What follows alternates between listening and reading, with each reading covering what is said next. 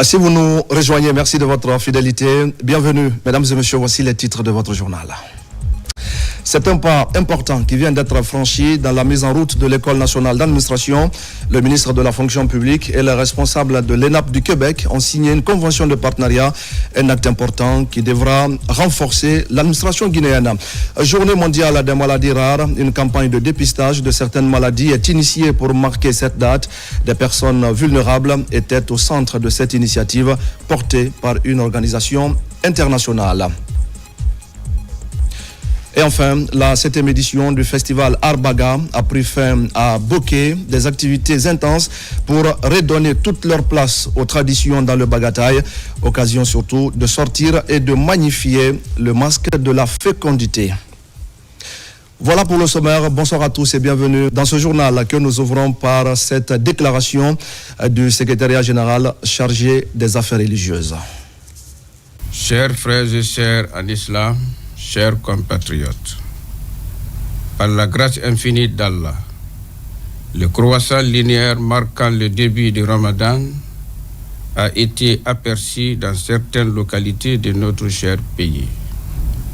En conséquence, le jeûne du Ramadan débutera demain, samedi 1er mars 2025, sur toute l'étendue du territoire national. J'invite donc tous les services déconcentrés du secrétariat général des affaires religieuses, ainsi que l'ensemble des musulmans et musulmans résidant en Guinée, à se conformer à cette décision, afin que nous entamions ce mois de dévotion dans l'unité et la ferveur spirituelle. En cette heureuse occasion, je voudrais, au nom de son Excellence, le Président de la République, chef de l'État, chef suprême des armées, le général d'armée Mamadi Doumbouya, ainsi que le Premier ministre du gouvernement, M. Amadou Bouriba, adresser mes meilleurs vœux les plus sincères de Ramadan à tous les fidèles musulmans du monde et en particulier à celles et ceux de la Guinée. Que Dieu bénisse la Guinée et les Guinéennes. Je vous remercie. On enchaîne maintenant avec les échos de la session ordinaire du Conseil des ministres. La rencontre a eu lieu hier sous la présidence du chef de l'État, général Mamadi Doumbouya. Plusieurs questions liées au développement socio-économique de la Guinée ont été discutées pour l'occasion. Voici un extrait du compte-rendu du Conseil des ministres avec le ministre porte-parole du gouvernement. Bonsoir. Compte-rendu de la session ordinaire du Conseil des ministres du jeudi 27 février 2025. Au programme, le message de son Excellence, Monsieur le Président de la République, chef de l'État, le compte-rendu des sessions du Conseil de gouvernement du mardi 28 janvier 2025, du lundi 3 et du mardi 25 février 2025, recommandations et décisions du Conseil divers. Message de son Excellence, Monsieur le Président de la République, chef de l'État. Au titre de son message, le Président de la République, chef de l'État, chef suprême des armées, le général Mamadi Doumbouya, a d'abord remercié le Premier ministre et l'ensemble des membres du gouvernement à la suite de l'immersion gouvernementale effectuée à l'intérieur du pays, dans les régions de la Guinée forestière et de la Haute-Guinée, pour continuer à s'imprégner des réalités de l'arrière-pays, être plus proche des populations et répondre à leurs préoccupations. Ensuite, il les a encouragés à continuer dans la même lancée pour la prochaine étape dans les deux autres régions du pays, la Moyenne-Guinée et la Guinée maritime. Le chef de l'État a rappelé à ce titre que la Guinée ne s'arrête pas à Conakry et a profité de cette occasion pour demander à tous les membres du gouvernement d'accroître pendant l'immersion gouvernementale la rigueur dans le suivi des projets gouvernementaux, entre autres de continuer les projets de construction d'infrastructures, les projets sociaux de base, notamment des routes, afin qu'ils soient livrés dans les délais contractuels.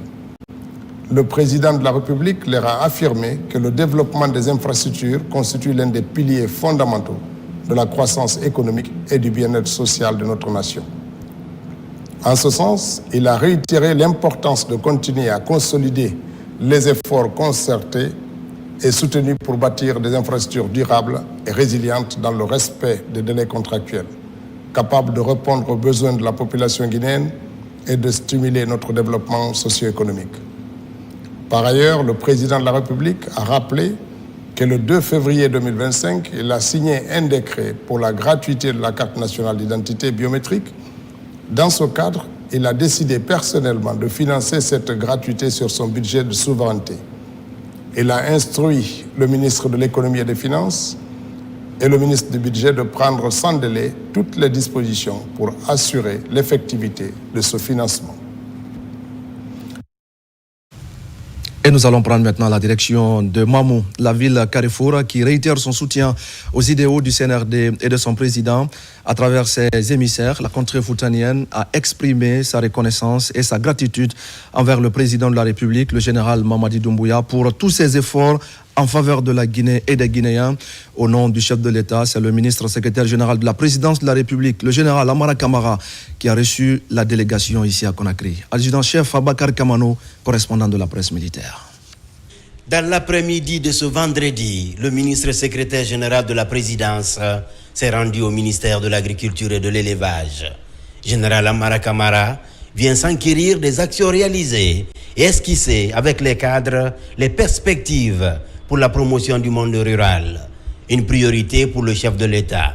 Le ministre de l'Agriculture et de l'Élevage, Félix Lama, a passé à revue les grandes actions réalisées depuis sa prise de fonction, sans oublier l'évolution des projets et programmes, avec au premier plan le programme Simandou 2040.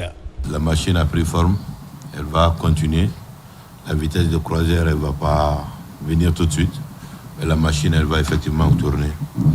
L'essentiel des problématiques sur lesquelles je voulais poser des questions, j'ai trouvé mes réponses dans votre présentation. Après avoir prêté attention aux différents points soulevés dans la présentation du ministre de l'Agriculture, le ministre secrétaire général de la présidence a remercié l'ensemble du staff du ministère de l'Agriculture pour le travail abattu, avant de réaffirmer l'engagement du président de la République qui a accompagné le monde rural de la structuration à la commercialisation, sans oublier l'appui au secteur de l'élevage. Aujourd'hui, on fait beaucoup d'élevage et de beaucoup de choses, mais en gros, il faudrait également que les éleveurs, vous puissiez les aider à les organiser, à les structurer pour qu'ils tirent effectivement bénéfice de leur production. Ceux qui ont aujourd'hui les statistiques, qui peuvent tenir des statistiques, c'est peut-être ceux qui sont dans l'aviculture. Il y a un gros potentiel au niveau de ceux qui font des bovins. Mais en gros, aucun éleveur ne pourra vous dire depuis que son animal a mis bas jusqu'à quand il a revendu, il a mis combien dedans. Est-ce qu'il a gagné, est-ce qu'il a perdu? Ça reste un problème majeur. Et ça crée la richesse, mais la richesse par rapport à quoi? On ne sait pas. Peut-être que si on les organise aussi mieux comme ça peut aider à faire même une grande traçabilité, aussi pour l'État. C'est ça la vraie croissance du pays. L'accessibilité des zones, vous le prenez en compte très bien, c'est une très bonne chose. Les ouvrages de franchissement est notre grand défi. La transformation, un gros problème.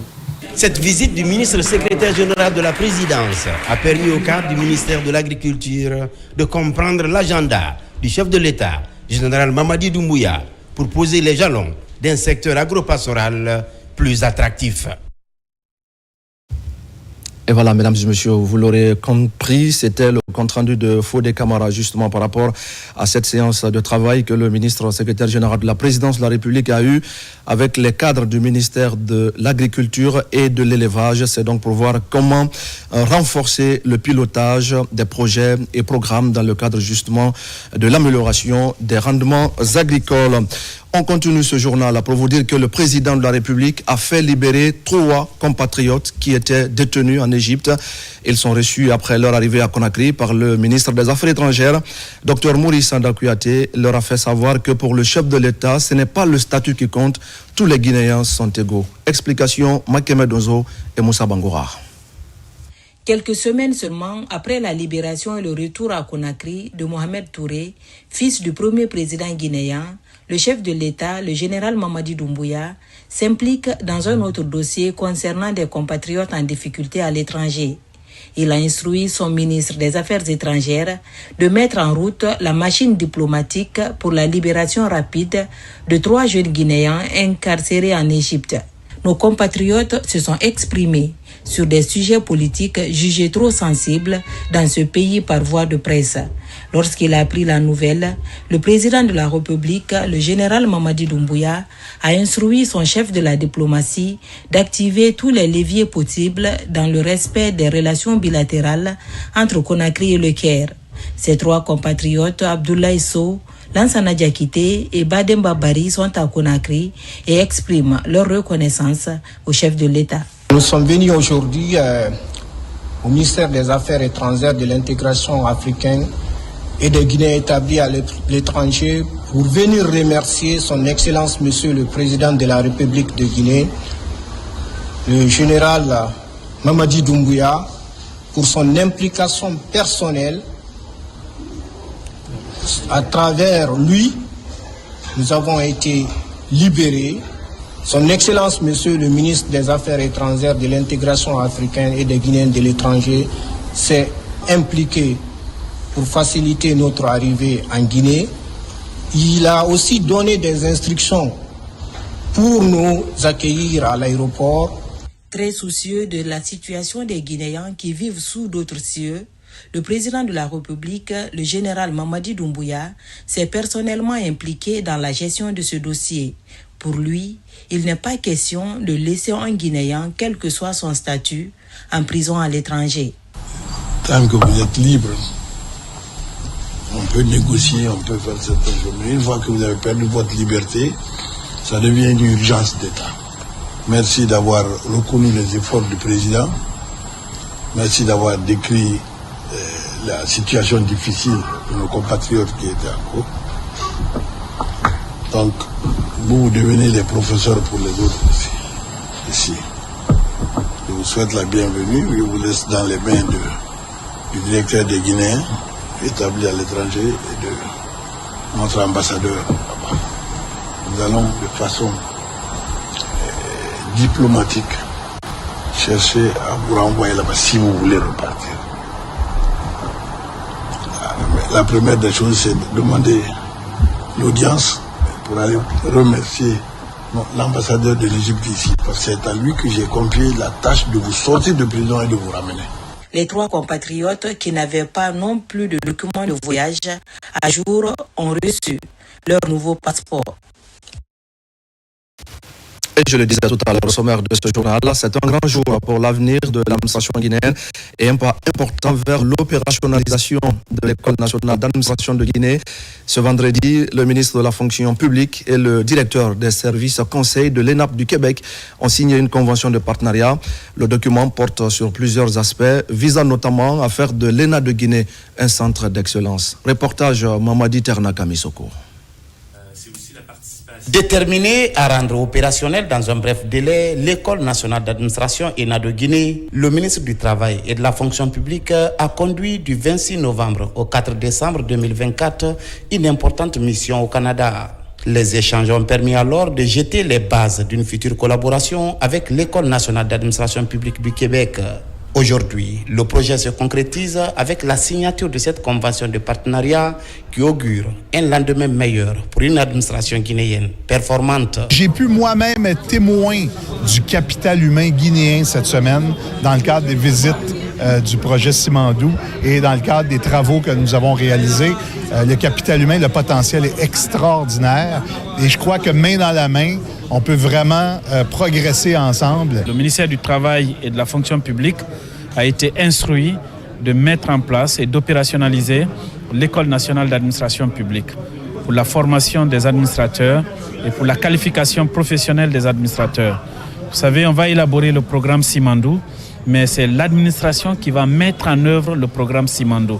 Pour la matérialisation de cette importante convention entre la Guinée et l'ENAP, le délégué général du gouvernement du Québec basé à Dakar a conduit la mission canadienne à Conakry, ce qui dénote de l'intérêt que les deux parties portent à cette convention qui embrasse plusieurs volets. La convention porte essentiellement sur les domaines suivants. Appui institutionnel au ministère du Travail et de la fonction publique dans la mise en œuvre de la réforme de l'État, la mise en place et l'opérationnalisation de l'École nationale d'administration de Guinée, à travers la mise en jour du projet d'établissement et le renforcement des capacités et des compétences de l'administration publique guinéenne et l'appui institutionnel à l'Institut national de formation et de perfectionnement. Cet accord marque une étape déterminante dans notre ambition commune de moderniser et de renforcer les compétences des fonctions publiques au sein de l'espace francophone, en s'engageant dès lors plus concrètement envers la Guinée. En effet, cette entente s'inscrit dans un contexte particulier pour la Guinée, en pleine période de transition, mais aussi de transformation. Plus que jamais, votre pays aspire à une administration publique transparente, performante et tournée vers l'avenir.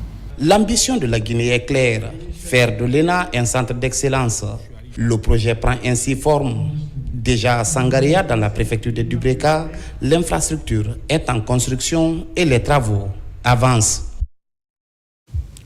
Et puis, comment mettre en place un système de paiement fiable et durable en temps réel pour la Guinée?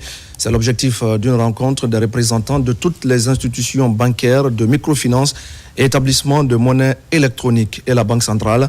Un projet présidentiel que les autorités de la Banque centrale comptent justement mettre en place au niveau de tout le secteur financier de notre pays. Boubacar Ba pour des explications. L'on se rappelle, le 15 janvier dernier, le Premier ministre, chef du gouvernement, a procédé au lancement du système de SWIFT monétique et digital guinéen. Une rencontre au cours de laquelle il a invité les autorités de la Banque centrale et du secteur financier à accélérer la mise en place rapide du projet. C'est dans ce cadre que les acteurs du système bancaire, des institutions de microfinance et ceux de la monétique se sont retrouvés à la Banque centrale pour évaluer le système de paiement en Guinée afin de se mettre à jour à l'image d'autres pays de la région. Une rencontre qui a permis de mesurer l'état d'avancement de ce projet prioritaire présidentiel, de recueillir les besoins des utilisateurs de ces outils, d'identifier les barrières techniques et réglementaires et de proposer des recommandations aux décideurs pour plus d'efficacité. L'objectif est de moderniser par la digitalisation des normes financières en vue d'aboutir à un système de paiement instantané d'un compte à un autre compte en temps réel par un payeur à un bénéficiaire dans toutes les institutions financières. Avec le SWIFT, c'est un autre monde qui s'ouvre à d'autres structures où chacun est tenu désormais de s'adapter. Le rôle de la Banque centrale dans cette rencontre, c'est qu'on écoute d'une part les doléances de ces institutions afin de remonter ça, notre autorité vis-à-vis de la GIM, mais aussi comprendre ce que la GIM attend de ces institutions que nous supervisons, que nous pouvons aussi les inviter de façon consensuelle ou réglementaire à mettre en place. L'important d'abord, c'est de comprendre le problème, faire en sorte que tout ce qui va sortir, c'est exactement la réalité. La bonne nouvelle, c'est que la Guinée a pris les problèmes que les autres pays étaient confrontés. La Guinée est en route aujourd'hui d'être entre les pays qui sont dans des inclusions financières instantanées, surtout paiement instantané. Des difficultés persistent encore, mais les acteurs économiques sont optimistes. On a essayé de voir ensemble quels sont les niveaux de blocage et dans les discussions et les échanges, voir quelles sont les solutions qui pourraient nous permettre d'avancer. Nous sommes à mi-parcours, donc il y a un recueil d'infos que nous avons mis à la disposition de l'expert. Donc on espère un feedback de lui qui nous permettra vraiment d'avancer sur ce volet. Il nous a expliqué un peu son développement en Afrique aujourd'hui, dans le cadre mondial aussi, comment cet outil digital est utilisé partout dans le monde et dans les différents pays et comment ça favorise vraiment l'inclusion financière. L'impact de cet entretien aujourd'hui, ça permettra de booster vraiment l'évolution de la mise en place dans les différentes banques de l'instant paiement. Pour garantir une meilleure exécution du projet, la collaboration entre les banques, les institutions de microfinance et les établissements de monnaie électronique est essentielle. Pour y parvenir, les autorités de la Banque centrale devraient y mettre la cadence et la meilleure forme pour le plus de visibilité, de traçabilité et de fiabilité. Dans l'actualité encore, le Premier ministre, chef de gouvernement, a présidé ce vendredi la cérémonie de présentation du rapport sur la géolocalisation des centres de vote et des centres d'état civil. Cette initiative gouvernementale vise à moderniser et à digitaliser les services publics et l'état civil en particulier. On fait le point avec Adi Kamara. C'est à travers cet atelier que les experts présentent ce matin le rapport de la géolocalisation des centres de vote et des centres d'état civil, un processus qui va permettre la construction des aires de bureaux de vote et faciliter la comparaison des données électorales. 20 000 secteurs de notre pays ont été parcourus pendant cette opération sur 45 jours. Nous avons eu 1 mois de préparation et de validation du logiciel qui nous a permis de consolider, mais également d'acquérir du matériel pour équiper l'Institut géographique national. J'avoue qu'il est dépourvu de matériel, un service auquel il faut faire un recours et l'aider à se soulever. Nous avons également travaillé à avoir un cabinet à notre côté, comme je l'ai dit tantôt, pour nous aider à conduire la consolidation des données. 140 superviseurs ont été déployés, qui sont tous des ingénieurs cartographes ou topographes sur le territoire national pour coordonner les activités de collecte des données. 600 jeunes enquêteurs, des topographes et des ingénieurs courants confondus ont travaillé à parcourir les 20 000 secteurs et les 4 000 districts de notre pays pour identifier, conformément aux termes de référence, les places publiques devant abriter les centres de vote. La géolocalisation des centres de vote permettra une meilleure organisation des élections, une répartition équitable des bureaux de vote et une réduction des risques de fraude. Quant à la géolocalisation des centres d'état civil, elle contribuera à une meilleure accessibilité pour les citoyens, notamment dans les zones rurales, et à une gestion plus efficace des registres d'état civil. La gestion du processus électoral et la fiabilisation des listes électorales exigent des informations sûres par rapport à la reconnaissance et à l'accès des sites retenus pour la circonstance. Le rapport que nous présentons aujourd'hui est donc la cartographie et la géolocalisation des centres de vote et des centres d'état civil, valables pour tout le cycle électoral. Cette cartographie va notamment permettre un rapprochement des centres de vote au plus près des électeurs, facilitant ainsi leur participation à l'enrôlement puis aux élections.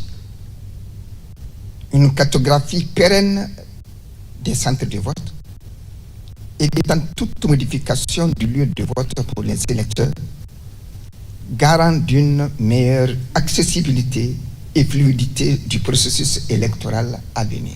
Je salue l'implication de l'Institut géographique national dans ce travail qui va au-delà de simplement la question électorale, mais qui permet à l'administration de manière générale d'avoir une démarche susceptible d'impacter l'ensemble de nos politiques publiques. Ça rassure par rapport à la possibilité effective de procéder à l'enrôlement dans un laps de temps bien déterminé, puisqu'au préalable, les lieux d'enrôlement seront déjà définis et communiqués à l'ensemble des populations en âge d'être des électeurs. Et également les centres religieux, qui sont des centres de regroupement, permet de manière beaucoup plus effective de savoir où est-ce qu'il faut faire passer les messages pour que l'ensemble de la population soit rapidement informée du lieu, du temps et du pourquoi il faut faire telle activité. Ça, c'est quelque chose, à mon avis, de très important. Et je salue vraiment le fait que l'IGN soit impliquée. Et je dois dire, c'est une première. Et pour d'autres types d'activités, l'IGN sera de plus en plus associée. Par rapport à l'adressage qui a déjà été entamé, il faut les impliquer parce que ça nous permettra, sur l'ensemble du territoire national, ce qu'on considérait comme étant un travail titanesque peut se faire avec beaucoup plus d'aisance. Et je pense que dans ce processus, le déploiement du PNRAVEC, le changement qui devra intervenir pour que le fichier d'état civil soit enrichi de manière régulière avec cet outil, avec la localisation des lieux susceptibles d'être des lieux d'information ou de formulation de l'information pour rafraîchir la base de manière régulière.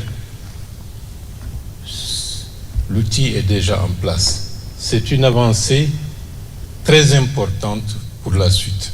Ce rapport, une fois validé, est une illustration opérationnelle des principes de vote et d'obtention des actes d'état civil en vue de la tenue d'élections libres, fiables et transparentes. Merci à Hadi Kamara pour toutes ces explications. Dans le cadre du suivi des activités sur le corridor du projet Simandou, une mission des autorités de Kindia s'est rendue sur le terrain. C'était pour évaluer l'état d'avancement des différents projets. Et sur place, vous allez le voir, le constat révèle une nette amélioration dans la réalisation des ouvrages et d'autres infrastructures sociales de base. Falilou Diallo, Fana Labaya Kamara. C'est une visite dite de suivi des activités sur le corridor du projet Simandou 2040. Dans la zone de Kindia, plus précisément à Madina Oula, ici évolue une société spécialisée dans l'extraction des minéraux, notamment les granites. C'est une initiative des autorités locales à travers les services déconcentrés du ministère des Mines et de la Géologie. On a des exigences qui nous ont été confiées par notre ministre des Mines de suivre toutes les sociétés minières qui sont dans la préfecture de Kindia et les activités qui sont menées par rapport à ce projet Simandou pour que ça se passe dans les règles de l'art qui sont profitables pour les communautés riveraines. Cette visite a permis également d'évaluer le niveau d'exécution des différents projets évoluant sur le corridor Simandou. Les ouvrages seront ainsi réalisés dans les préfectures de Fouré-Karia, Kindia et Mamou. Et ce granit sert à construire ou à faire des pylônes au niveau de la ligne Fouré-Karia-Mamou dans le cadre de Simandou. Donc nous sommes venus pour nous rendre à l'évidence que ces sites-là fournissent normalement le produit et que tout se passe bien à ce niveau. En plus de la réalisation des infrastructures sociales de base et autres ouvrages de franchissement, le projet Simandou est également une opportunité pour les jeunes des zones impactées par le projet de créer des projets innovants pour lutter contre la précarité. L'Assemblée générale de l'Ordre des experts comptables et comptables agréés de Guinée vient de se tenir à Conakry. C'était pour faire le bilan des activités de l'année 2024, proposer des pistes de solutions, mais également élaborer le budget pour mieux accomplir leur mission sur le terrain. Avec ces initiatives, ces experts comptables s'engagent à accompagner le gouvernement dans sa politique de refondation des finances publiques. Moussa Bangoura. L'Ordre des experts comptables et comptables agréés de Guinée tient son assemblée générale annuelle. Cette plateforme a été l'occasion pour l'équipe dirigeante de faire le compte-rendu de la participation des membres à la 4e conférence africaine sur la gestion des finances publiques à Alger, mais aussi de faire le bilan des activités courant 2024. L'État a une préoccupation majeure, tout comme les sociétés privées. C'est une meilleure gouvernance et la transparence au regard des informations financières. Et celle-ci se fait, quels que soient les niveaux au départ, par notre profession. C'est nous qui qualifions les comptes, c'est nous qui soumettons le compte aux différentes parties prenantes qui existent au sein d'une société. Donc nous, on est presque des arbitres pour pouvoir harmoniser cette relation entre les différentes parties prenantes. Et c'est en cela que notre responsabilité est grande. À ce rendez-vous annuel, le rôle des experts comptables et comptables agréés de Guinée a été largement expliqué, surtout dans la lutte contre le blanchiment d'argent. À ce niveau, plusieurs recommandations ont été faites. Nous attendons d'eux, à leur qualité de commissaires aux comptes près les sociétés publiques et les sociétés mixtes, un travail accru, notamment en termes de fiabilité de l'information financière, la certification des états financiers, leur contribution à la mobilisation des recettes pour le financement du développement à travers non seulement les recettes fiscales, mais également les dividendes. Compte tenu de leur place dans l'administration publique et dans le secteur privé, ces comptables s'engagent à accompagner le gouvernement pour réussir le pari du développement socio-économique. Promotion de l'éducation, insertion socio-professionnelle ou encore autonomisation des jeunes, ce sont entre autres missions de l'ONG Agir Ensemble pour l'avenir de la jeunesse. Cette structure vient de lancer ses activités à Conakry. Elle compte désormais organiser un concours dans les universités pour encourager l'excellence. Moussa Kouyaté. C'est l'université Gamal Abdel Nasser de Conakry qui a été choisie pour le lancement officiel des activités de l'ONG en présence des étudiants et d'autres partenaires évoluant dans le monde universitaire. L'objectif est d'encourager l'excellence à travers des compétitions.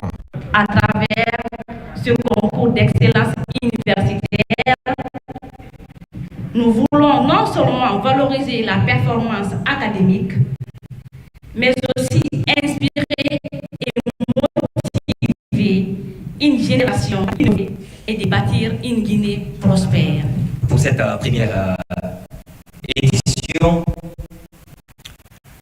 nous allons sélectionner 10 lauréats qui bénéficieront ici d'un accompagnement personnalisé comprenant des bourses d'études en master. Ce concours qui sera organisé dans quelques mois concerne les étudiants en fin de cycle dans les universités de Conakry pour cette première phase.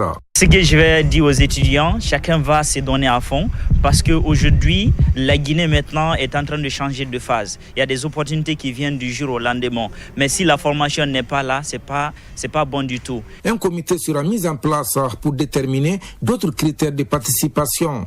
Cette initiative est saluée par les universités partenaires qui ont encouragé les jeunes à travailler davantage. Plus jamais, aucune fille ne va abandonner l'école à Sigiri. Au-delà du slogan, le ton vient d'être donné. Le projet qui participe à la promotion du suivi de l'excellence académique est lancé pour transformer la couche des jeunes filles en atout pour le développement. La nouvelle dynamique de l'ONG Demain c'est nous veut aller plus vite pour réduire les disparités éducatives en milieu rural. C'est un sujet de Diamo Kaba. À Sigiri, la promotion de l'excellence académique des filles commence à porter ses fruits. Le projet se concrétise avec l'ONG Demain c'est nous. Dans cette zone minière, il s'agit de renforcer l'accès des jeunes filles à une éducation de qualité afin de réduire les abandons scolaires, souvent causés par l'exploitation artisanale de l'or. La formation continue est mise en avant. Quand nous prenons l'effectif dans les écoles, vous voyez que les jeunes filles commencent l'école primaire avant qu'ils n'arrivent au lycée. Et elles sont victimes de beaucoup de choses. Mais je pense avec l'ONG Demain c'est nous, les parents pourront prendre l'exemple sur toute cette première équipe. Et en fin de compte, ça va créer une certaine émulation entre les différentes filles. Le maintien des filles à l'école Une autre idée du projet pour assurer l'autonomisation sociale et économique des filles défavorisées. La campagne de sensibilisation touche les établissements scolaires de la ville aurifère pour transformer les jeunes filles en atouts. Dans le cadre de la promotion de l'éducation et du maintien des jeunes filles en milieu scolaire, pour cette première phase, nous avons jugé essentiel de mettre en place ce projet de soutien pour la promotion de l'excellence des jeunes filles dans les collèges et lycées des préfectures. Nous sommes là aujourd'hui, c'est non seulement encourager celles-là qui sont soucieuses, celles-là qui travaillent à l'école, afin d'envoyer les autres aussi de prendre le même courage et essayer d'avancer dans leurs études. L'élimination des obstacles à l'éducation et l'amélioration de la qualité de l'enseignement pour faciliter l'inclusion des filles constituent la feuille de route de l'ONG Demain c'est nous, un levier pour atteindre les objectifs de développement durable. Dans le reste de l'actualité, je le disais tout à l'heure au sommaire, la journée mondiale des maladies rares vient d'être célébrée. Elle est mise à profit par la Fondation internationale Tcherno et Mariam d'organiser une campagne de dépistage de certaines maladies. Fidèle à sa volonté d'assister des personnes vulnérables, la Fondation Fitima a mobilisé ses partenaires techniques afin de réaliser ce projet humanitaire. Abakar Junior Kamara. Les maladies neuromusculaires sont peu connues et sous-diagnostiquées en Guinée. Ces pathologies d'origine génétique entraînent une paralysie progressive et nécessitent une prise en charge précoce et multidisciplinaire. À l'occasion donc de la Journée mondiale des maladies rares, la Fondation humanitaire Fitima, en collaboration avec l'association Mycologie sans frontières, organise une journée de dépistage gratuit de ces pathologies. Cette journée que nous appelons journée de consultation pluridisciplinaire est très importante dans le parcours des patients. Les patients que vous voyez ici sont suivis par Fitima, pour la plupart d'entre eux, depuis longtemps, mais souvent ce qui manque, c'est le diagnostic précis, le plus précis possible. Donc le fait de faire aujourd'hui ces consultations, de faire des prélèvements et de poursuivre même jusqu'à l'analyse génétique, eh bien ça va permettre d'affiner le diagnostic, et quand vous avez un diagnostic qui est affiné, la prise en charge est faite de façon plus adéquate. Grâce aux avancées scientifiques, notamment les tests génétiques et les thérapies innovantes, le diagnostic et la prise en charge de ces maladies ont considérablement évolué. Mais en Guinée, de nombreux patients restent sans diagnostic précis ni de suivi adéquat. Aujourd'hui, nous essayons d'organiser des consultations multidisciplinaires, donc des consultations que plusieurs spécialistes, des pédiatres généticiens, des kinésithérapeutes, les médecins physiques, les biologistes, et ensemble, on essaie de voir les enfants qui ont des problèmes pouvant relever des maladies neuromusculaires. Fitima, dans sa mission d'assistance des personnes en détresse, multiplie les efforts dans la sensibilisation et la formation des professionnels de santé et grand public aux maladies neuromusculaires. Et pendant ce temps, le service de santé des armées renforce les capacités opérationnelles de son personnel. Médecins, biologistes et vétérinaires des armées viennent de boucler une session de formation sur la surveillance et la détection de l'anophèle à l'origine du paludisme. Pour plus de détails, voici le reportage de notre correspondant de la presse militaire, lieutenant Tamba Sekou Kamanou.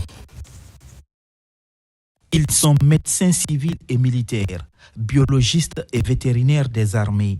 Depuis 4 jours, ils participent à un renforcement de capacité en entomologie. Au nombre de 40 personnels, ces spécialistes constituent désormais le noyau de formateurs sur la surveillance du vecteur anophèle Stephensi, un agent causal du paludisme.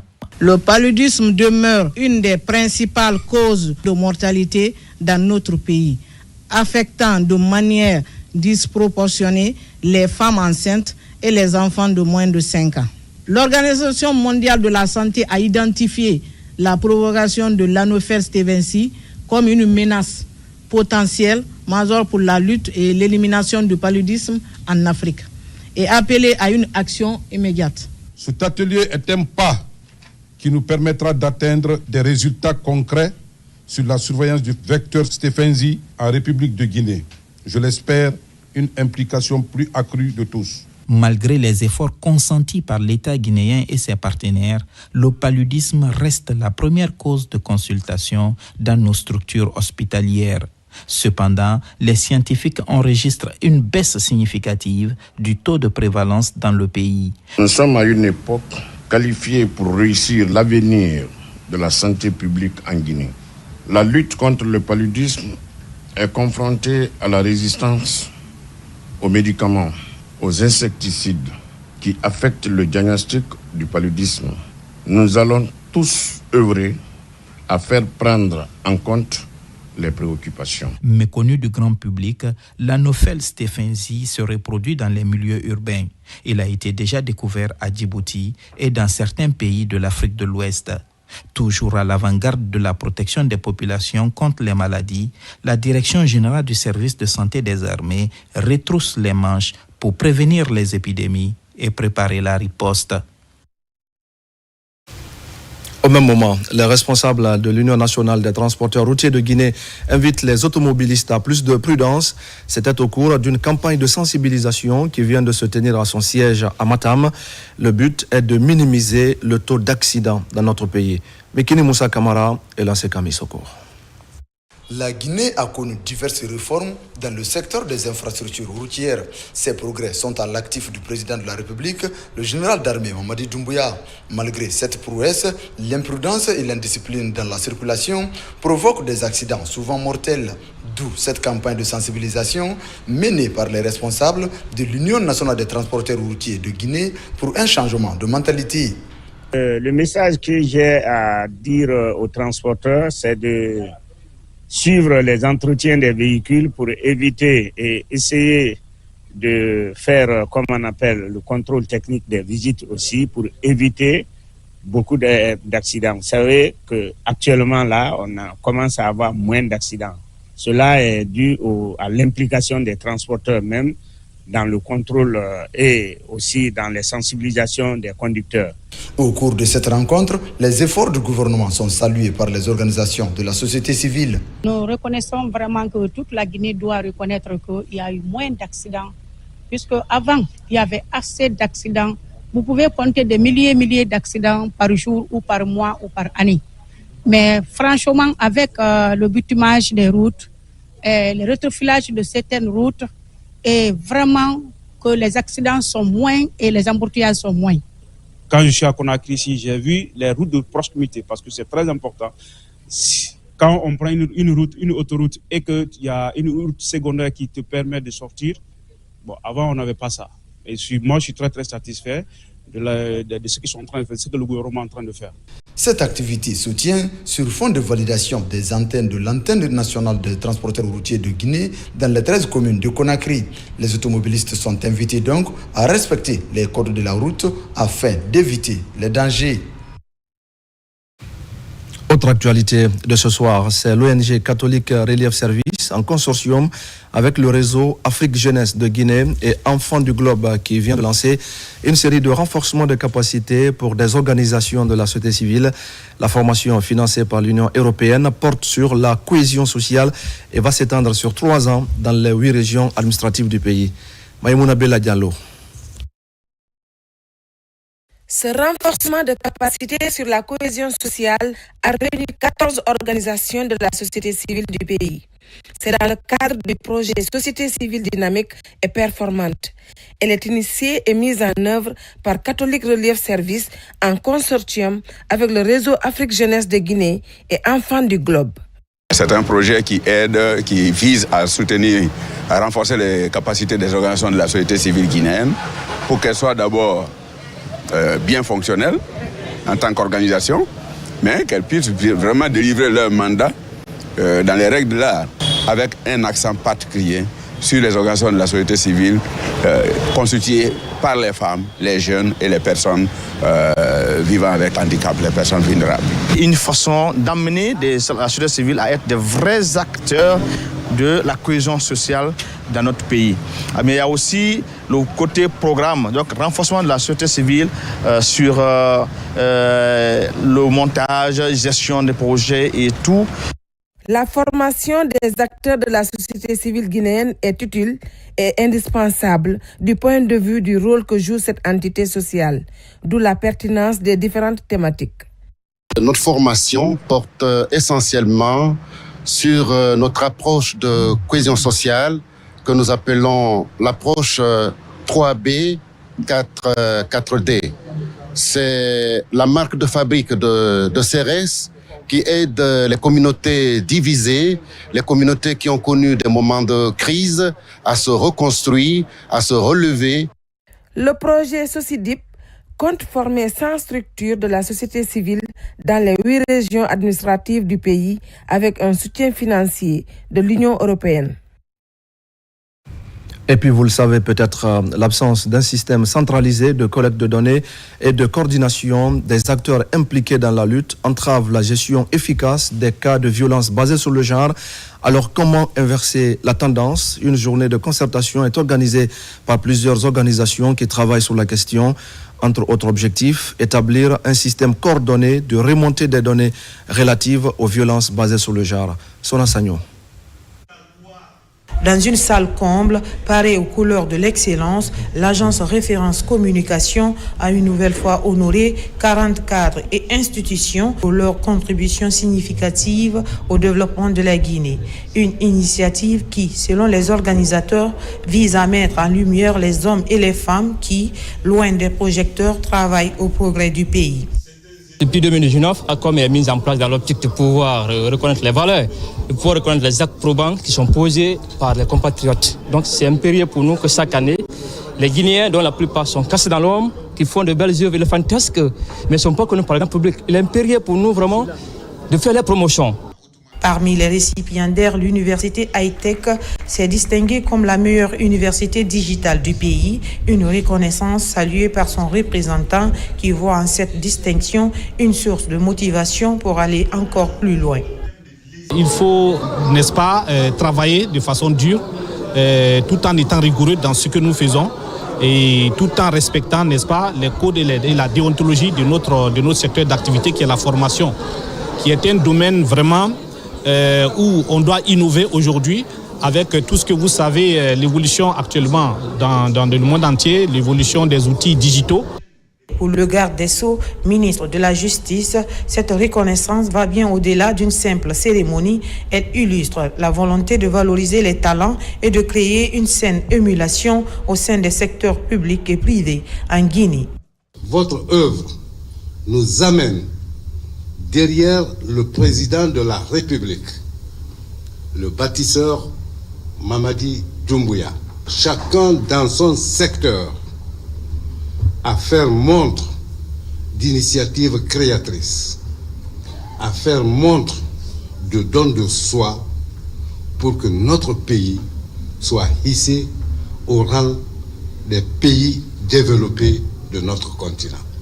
Clôturée par une série de remises de distinction, cette 7e édition laisse entrevoir de belles perspectives pour la promotion de la méritocratie en Guinée. Dans la commune de Matam, les autorités communales viennent de procéder à une série d'activités. Il s'agit de l'inauguration du siège de la commune récemment rénové et la présentation du bilan de 10 mois de gestion des autorités de la délégation spéciale. Des séances de prière pour la paix ont également eu lieu. Reportage Marwan Kamara. En chantier, il y a quelques mois, le siège de la commune de Matam change de visage grâce aux efforts conjugués par les autorités communales et leurs partenaires. Matam est l'une des plus grandes communes de la capitale. À travers la rénovation de cette maison commune, les autorités de la délégation spéciale comptent améliorer les conditions de travail et le système de gestion administrative. L'inauguration de ce joyau a connu la mobilisation du gouvernorat de la ville de Conakry et les administrateurs de la commune à tous les niveaux. Je suis passé ici plusieurs fois. Je ne pouvais pas me rendre compte qu'il y avait tout cet espace dans la cour tellement encombrée. C'est le lieu pour moi de demander à toutes les délégations spéciales de Conakry de se référer, prendre l'exemple à Badara Koné. Merci aux conseillers qui l'ont accompagné dans son projet. Cette cérémonie inaugurale est aussi mise à profit par le président de la délégation spéciale pour présenter le bilan de 10 mois de gestion. On a voulu rendre compte aux citoyens de Matam de nos 10 mois de gestion. Dans la même dynamique, leur faire voir le nouveau visage du siège de la mairie de Matam. Grâce à une collaboration avec une entreprise, nous avons pu embellir la cour, mais mieux utiliser désormais l'espace comme un parking, de l'intérieur comme au dehors, pour que nous puissions renflouer nos caisses de la mairie, parce que les mairies, c'est d'abord les ressources propres. Grâce à la vision éclairée du chef de l'État, président de la République, Mamadi Doumbouya. Satisfaits des efforts consentis par les autorités de la délégation spéciale depuis leur arrivée, les citoyens de Matam n'ont pas caché leur sentiment de satisfaction par rapport aux différents chantiers ouverts pour répondre aux attentes. J'ai vu la commune là depuis au temps de la Révolution, mais c'est la première fois que vraiment je vois que l'image de la commune a changé totalement. C'est une fierté. À cette occasion, une cérémonie de lecture du Saint-Coran est organisée par les autorités communales pour implorer la grâce divine pour l'émergence de la commune et la réussite de la transition. Et puis, mesdames et messieurs, les Guinéens continuent de marquer leur satisfaction face aux réalisations et acquis du CNRD. Et cette fois, ce sont les femmes du marché Niger-Avaria qui ont organisé une grande mobilisation pour saluer les actions du président général Mamadi Doumbouya. L'événement s'est tenu sous le haut patronage de Adia Diaba Doumbouya, coordinatrice nationale du Moussakod. Le compte-rendu de Kerfa La Presse Camara. Dans une atmosphère festive, rythmée par des prestations artistiques et culturelles, les femmes du marché Niger-Avaria ont exprimé leur gratitude pour les actions menées par le CNRD depuis son arrivée au pouvoir. Nous constatons la réalisation des projets gigantesques partout dans notre pays grâce de son Excellence le général Mamadi Doumbouya, chef de l'État. Ces projets de société continuent une relève volonté de la refondation de notre nation. Ici, vous avez toute la Guinée, vous avez la Guinée forestière, vous avez le Fouta par là, vous avez la Basse-Côte et vous avez la Haute-Guinée de l'autre côté. Tous ceux-ci sont venus ici pour célébrer les actions du chef de l'État et puis aussi pour lui dire que le peuple est avec lui. Sous l'impulsion de Adia Diaba Doumbouya et son équipe, cette mobilisation a été marquée par des félicitations adressées aux organisateurs. ninke alal braye ali ya fenfe te do nan do kenye nyal be fola na foli ko nyuma al benye alal be braira ala man ta kala kandambulo ka kisa juluma kala karana jusala ala karana ala mola di an bilal ala mala kandara le kala kanda ba kala di kana jamana suma be yere sansi. Les femmes du marché Niger-Avaria affichent clairement leur soutien au général d'armée Mamadi Doumbouya qu'elles souhaitent voir poursuivre son engagement pour le développement et la prospérité de la Guinée. Les femmes du quartier Afia ont également manifesté leur reconnaissance en faveur des autorités du pays. C'est à l'occasion d'une journée festive et de reconnaissance que ces femmes ont célébré le CNRD et réaffirmé leur adhésion aux actions de développement amorcée sous l'impulsion du chef de l'État. Cette journée de reconnaissance est soutenue et accompagnée par l'Alliance des femmes pour la Renaissance sous Mamadi Doumbouya. Reportage Marwan Kamara et Nabila Moussa Kamara. Au quartier Afia, les acquis de la refondation en cours sont aujourd'hui bien appréciés. Ici, ce sont des femmes qui se mobilisent pour réserver un accueil chaleureux à la délégation de l'Alliance des femmes pour la Renaissance sous Mamadi Doumbouya. Par ce mouvement de soutien, elles décident désormais de jouer leur partition en accompagnant les initiatives de développement du CNRD. Depuis le président Mamadi Doumbouya n'a pas la Guinée, puis, après fait des dérabats. Depuis l'avènement au pouvoir du président général Mamadi Doumbouya, plusieurs actions de développement ont été faites, notamment les routes, les infrastructures sociales de base, et même la gratuité de la carte d'identité nationale. Avec tout ça, nous soutenons le général président Mamadi Doumbouya. Pour la bonne marche de la transition, ces femmes de Hafia s'engagent à œuvrer pour la préservation de la paix en Guinée. Des actions de développement local pour Hafia et le soutien des acquis de la refondation sont entre autres initiatives à mettre en place les prochains jours. Pour célébrer cette cérémonie de soutien au président Mamadi Doumbouya, je suis contente. Vive Mamadi Doumbouya! Vive le CNRD! Mamadi Doumbouya, depuis le 5 septembre 2021, est présent pour les femmes, pour les enfants. Et nous aussi, les femmes, nous sommes là, nous reconnaissons cela. Et donc, nous sommes là, nous aussi, pour l'accompagner, pour le soutenir, pour l'épauler et pour être avec lui. Merci. Merci aux femmes de Hafia, merci à la jeunesse de Hafia. Vive Mamadi Doumbouya! A rappelé que les femmes du cercle de Gawal, Sirag, étaient aux côtés de l'Alliance des femmes pour la Renaissance sous Mamadi Doumbouya. Leur motivation est de resserrer désormais les rangs derrière les idéaux de changement prônés par le président général Mamadi Doumbouya. Et c'était le 3e titre de ce journal. La 7e édition du festival Arbaga a pris fin à Sobané, dans la préfecture de Bofa. Cette rencontre culturelle permet de promouvoir et de valoriser la culture de la communauté Baga à travers le masque qui symbolise la fécondité dans le bagataï. Plusieurs troupes artistiques de la localité ont pris part à cette cérémonie. Marie-Angélique Bangoura. C'est l'un des plus grands rendez-vous autour du masque d'Mba. Ici, à Sobané, les festivaliers et la population vivent au rythme des tam-tams et des tambours avec des pas de danse puisés du répertoire du littoral. Au compte de cette édition 2025, 8 troupes mettent sur scène leur savoir-faire artistique et des chorégraphies authentiques propres à chaque village.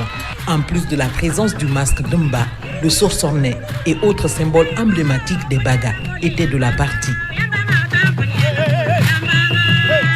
L'organisation de ce festival vient booster la promotion de la culture Baga. Pour réussir le pari, le coup de pouce des autorités s'avère nécessaire, ce qui motive la prestation de ces artistes dévoués pour la cause publique. L'organisation de ce festival, ou fête tournante dans le Bagataï, chaque année depuis 2018, s'accroît dans la mise en œuvre des recommandations issues de la journée culturelle et artistique des arts Baga et danse d'Mba, organisée en 2015 au Centre culturel franco-guinéen à Conakry, où il a été développé à la face du monde l'origine historique du masque d'Mba. Le Festival des Arts Baga nous donne l'opportunité de nous rassembler à travers les différents pas de danse, à travers les arts visuels, les masques. Nous avons l'opportunité aujourd'hui de partager ce qui nous unit avec le monde entier. Sobané, un des districts de la sous-préfecture de Douprou, préfecture de Bofa, a connu la visite des amoureux de la culture et de l'art. C'est une occasion pour les autorités locales de promouvoir les valeurs ancestrales de cette zone connue pour ses belles plages et son environnement clément, favorable au tourisme. Nous sommes satisfaits et nous sommes contents de la grande mobilisation, de la participation de nos invités qui ont tenu à répondre à notre invitation pour venir communier avec nous à Sobané. Marara qui a remporté le premier prix, donc qui a été la meilleure troupe, qui a presté mieux que les autres. C'était une particularité pour nous parce que ceux qui sont dans les îles ont montré aussi qu'il faut venir sur la terre ferme, participer avec tous les autres villages pour le bien de la communauté Baga. L'art est magique et c'est pourquoi le département de la culture fait tout pour promouvoir toutes les diversités culturelles guinéennes. Et ici, c'est le lieu de saluer le collectif, les autorités. C'est pourquoi Monsieur le ministre nous a chargé de venir saluer et féliciter l'initiative de cette organisation. Pour clôturer le festival d'Mba en beauté, Le meilleur prix est revenu cette année à la troupe Tamara de Bofa, qui s'est illustrée de par son talent, sa chorégraphie et son masque. La préfecture de Kouroussa est la ville invitée d'honneur de cette 7e édition. À cette occasion, les invités à leur tour ont ajouté une touche particulière au festival Demba avec la danse des hommes forts, le Dundumba.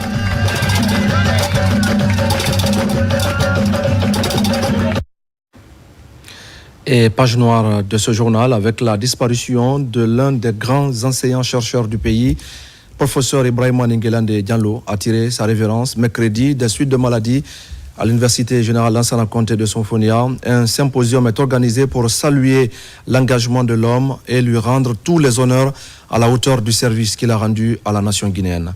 Le film de la cérémonie avec Bakary Bamba Kondé. Ce jeudi, l'Université générale Lansana Conté de Sonfonia a rendu hommage au professeur Ibrahima Ninguélande Diallo, décédé le mercredi dernier ici à Conakry par suite de maladie à l'âge de 112 ans. Organisé par ses collègues enseignants, l'événement a rassemblé des universitaires, des étudiants, des amis, la famille et les autorités du pays pour célébrer la vie et l'œuvre d'un homme qui a profondément marqué le monde académique. L'université guinéenne est en deuil. Elle a perdu l'un de ses plus valeureux enseignants émérites, le professeur Ninguélande Diallo. Était un talent guinéen. Il a voyagé dans le monde entier pour des conférences internationales, pour des stages de perfectionnement, des ateliers de renforcement de compétences qu'il animait, ce qui donnait un rayonnement à son enseignement. Professeur de grade et fervent chercheur, professeur Ninguélande a marqué l'enseignement supérieur guinéen par sa passion pour l'éducation et son engagement envers la recherche. Nous sommes réunis aujourd'hui le cœur lourd et empli de tristesse pour rendre un dernier hommage à un homme exceptionnel, mon père. Un professeur d'université dévoué, un père exemplaire, un ami fidèle qui nous a quittés après une longue et courageuse bataille contre la maladie. Mon père était un homme de savoir et de sagesse, un esprit brillant qui a consacré sa vie à l'enseignement et à la transmission de la connaissance. Au nom du gouvernement et du chef de l'État, le ministre en charge de l'enseignement pré-universitaire a salué les loyaux services rendus à la nation par l'illustre disparu et invité le corps enseignant à s'inspirer de ses traces dans la formation de la jeunesse. Il est toujours resté celui qui a l'esprit vif. On le lisait même dans le regard, toujours très vif. Et c'est pour moi un devoir d'abord d'honorer sa mémoire, mais c'est aussi pour moi un devoir de lancer à l'endroit de tous les autres professeurs, tous les jeunes qui sont à l'université, d'essayer de se dédier un peu à la recherche, à la réflexion pédagogique, de ne pas aller uniquement dans l'administration pure, mais de rester un chercheur dans l'âme. Laissant derrière lui 3 femmes et 7 enfants, professeur Ibrahima Ninguélande Diallo a regagné sa dernière demeure ce vendredi dans son Ninguélande natal, situé dans la préfecture de Pita. Que son âme repose en paix. Amen. Mesdames et messieurs, c'est la fin de ce journal. Merci à tous de l'avoir suivi. Et notez bien que dès demain, votre journal du soir passe de 20h30 à 21h pile. Demain, vous serez donc à 21h pile avec Falilou Diallo pour d'autres actualités de la Guinée, notre paradis, terre de richesse et d'innovation. Je souhaite un excellent début de Ramadan à tous.